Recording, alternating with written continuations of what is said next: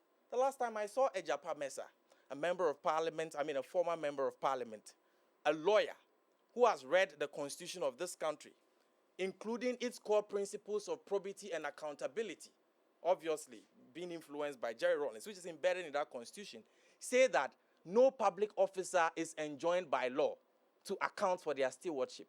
Really? Is this the mindset of the New Patriotic Party, that you can hold public office, do whatever the hell you want, and then when you leave office, you fly to the United States or any other country and go and hide from law enforcement? Is that what they are saying? So Ken Ofori-Atta does whatever he likes. National Cathedral. What do you call it? SML. All of these things that he needs to come and face the people of Ghana and account for. Then he decides that he is sick.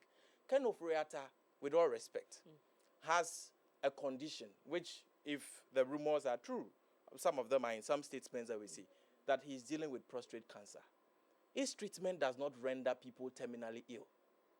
The medical evidence does not lead to any conclusion that he cannot recuperate in Ghana. He can. But Once he's also at liberty to choose where of course, he's at liberty to choose where he is. But when he is doing that in a way that suggests clearly that he intends to abscond, he intends to evade justice, to the extent that your visa was going to expire and you are still in the US, contrary to law. I mean, it is if it were as simple as that, when he comes back here and he is hopefully arraigned and he applies for bail, it should be argued that his conduct in the US, evading visa, indicates someone who is not willing to comply with limits on movement. And so he should be treated as someone who should, as a flight risk when that time comes. I honestly think that Ken Ofori-Atta should come here and possibly even be denied his bail, because what is this? And he's bringing this embarrassment to himself because of what? Okay, Mimi, because of what? See, I have always maintained here that once you subject yourself to public office, accountability is a must. Right. Julius is holding a government office today. Accountability is a must. I have always maintained that. However, I believe that, as a country, we need to get to a point where our prosecution of corruption-related matters go beyond political colors and political parties. The reason I say this is that, personally, in my very objective opinion, and I believe that every objective Ghanaian will side with me, NDC lost the fight against corruption the very moment they took the reins of power and they decided to clear all their people who were being But tried. this is beyond that. No, I'm just giving an example. This is beyond that. Who We're were talking tried, the posture of finance minister, former finance minister in the US. I would like to respond to the whole clearing thing. The only reason we are here talking about Ken. The only reason we are here talking about Ken is because of. We have responded to this too many times. Please. The only reason we are here talking about Ken. The NDC has responded to this. The only reason we are here talking conversation. about Ken is because of his SML allegations or scandals. No, that's gone beyond that. I'm talking about the position in ICE. The reason he's being held there, it has nothing to do. No, listen, before we go, let's make this clear. The reason the former finance minister is being held in ICE custody has got nothing to do with what he did or what he's alleged to have done in this country. It is what he did, what he has. His visa was revoked. He was given a time to leave. He refused to leave. That is the reason. His lawyers have said that they were working on extending it, which is due to his ailments or whatever it is that they have given as the reason. So let's stay on that. Let's not connect it to anything else. Can you let me? Because if you do that, I must respond to those other things. There are so many people who are there. There are so many people who are there and they are having these visa issues. I'm saying that the reason Ken is a subject of interest in our discussion is because of the numerous related corruption scandals against him. That is why I'm just opposing it to the fact that I believe that accountability is important. However, we need to look beyond political colors, because I believe that if the NDC, from the very inception of their government in 2025, decided to clear their topmost officials who were being tried for numerous corruption scandals, then that alone begs the question of, do you truly want to fight corruption, or you are just playing by the political books? Today we are in this country, maybe. Sedinam Tamaklo, 78 counts of theft, conspiracy to steal, frauding, corruption. See, as for Sedinam, it is not that because for Ken Ofori-Atta, as it stands, Julius is a law student, I'm not a law student, but as it stands, no one can say vividly that Ken is guilty, okay? Because he's here to go through the process. As for Sedinam Tamaklo, he's been convicted. The court has ruled that he should be jailed. If my point is simple, I'm an objective Ghanaian. If the NDC truly wants to fight corruption, then why don't they go after some of these people? Or is it because it's an NDC? You came in, you cleared the lives of Dr. Ernest Thompson, the lives of Stephen Opuni. Look at the deal they cut for Kwabena before. $6 billion. They say pay 60% and keep 40%. whatever you are doing shows clearly that you are protecting your political figures. What it means is that when them people also come, they will go after you. When you come, you go after the NDC. Who is suffering? It is Ghana.